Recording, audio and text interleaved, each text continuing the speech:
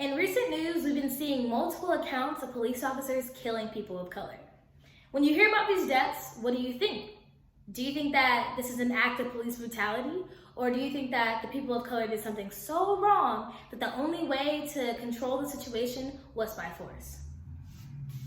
In this speech, I'll be talking about systemic racism and how it's embedded in American culture. As a Black woman, I believe it's my duty to talk about situations that maybe feel or make people feel uncomfortable. If you feel uncomfortable in this speech, I'm probably talking to you. I want the people who are uncomfortable and necessarily don't think that we're not equal to, have a different view. Maybe look at it different after this speech. First, I'm going to talk about police brutality, but what it means to be a Black person who encounters the police. I'm going to talk about slavery because essentially slavery started this entire thing. I'm going to talk about social racism, which to me is just being discriminatory and racist and prejudiced in everyday life, whether that be within a job or, just walking down the street. And then I'm going to end it talking about the riots that started up in May in response to George Floyd's death. Lives such as George Floyd, Breonna Taylor, Rayshard Brooks, and many others have been taken away by police officers only this year. Some people might say, George was resisting, or the people or the police officers that were involved in Breonna Taylor's death, they were valid in searching her house without a valid warrant. I'm here to let you know the facts. Amy Okrook from the NBC Boston News website breaks down the statistics of police brutality in America the year of 2020. Already, 1,065 people have been killed by police officers. Black Americans are most likely to be shot by police officers with a rate of 33. White Americans have a rate of 13. 13! If this doesn't, make you think, well, yeah, something has to be wrong, and you think, well, Black Americans are just doing something wrong. They're armed or they're, just doing something wrong in the situation. Well, I'm here to educate you a little bit more. Black Americans are also the least likely to to be armed in these situations. 61.8% of Black Americans had a gun and 11.8% had a knife, where 61% of white Americans had a gun and 18.2% had a knife. Yes, these numbers are super close. I cannot deny that these numbers are close. I agree with you when you say that these numbers are close. But if these numbers are so close knit together, why are Black Americans being the ones being killed? Well, some people might say, well, those are just the police officers. Although police officers play a huge role in the social injustice Black people receive today, they are not a single problem. Slavery, although isn't as extreme as it once was in America, it's still prevalent today. We see it all the time today. We see discrimination, we see prejudice, in everyday life. We even see legal discrimination.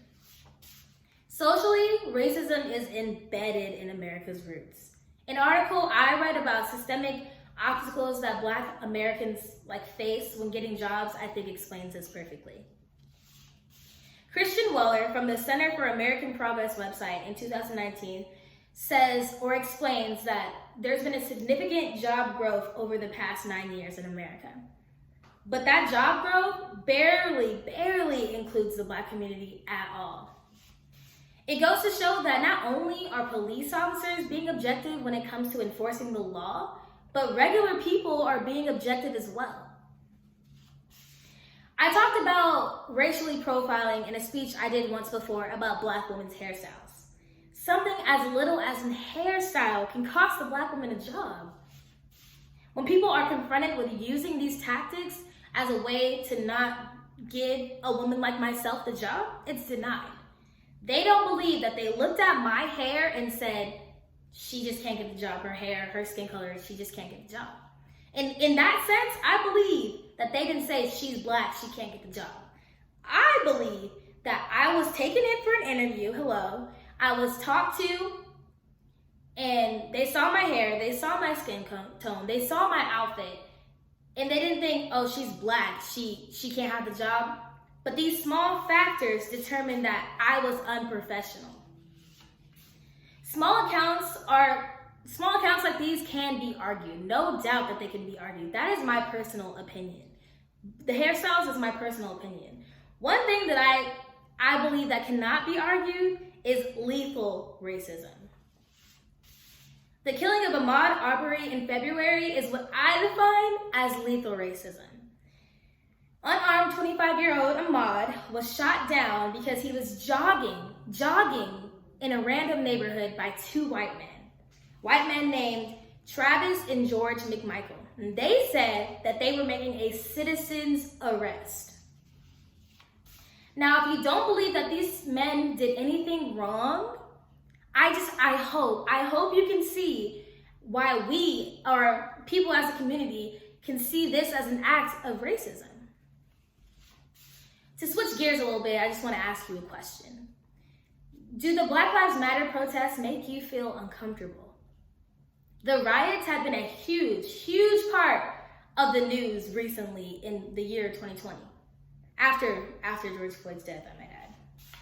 Alex Altman from the Brookings website, the year of 2020, says that America hasn't seen riots like this since the killing or the death of Martin Luther King in 1968. The death of Martin Luther King Jr. was huge. It brought chaos to the streets. People were angry.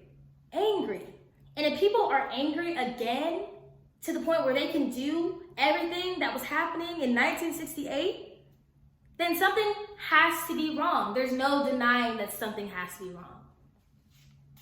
Racism is all around us. We can't avoid it. It's literally staggering us in the face. There's no running from racism anymore. We are adults. We need to act like adults. We need to, when we hear or we see something that you know is wrong, you need to stand up and you need to say something. We need to condemn white supremacy. There's no reason why we should say this human is more deserving than this other human. There's no reason why we should be saying that. We all need to be treated equally. Because if the roles were switched, you would want me to treat you equally as well. And that's all I have to say. Thank you.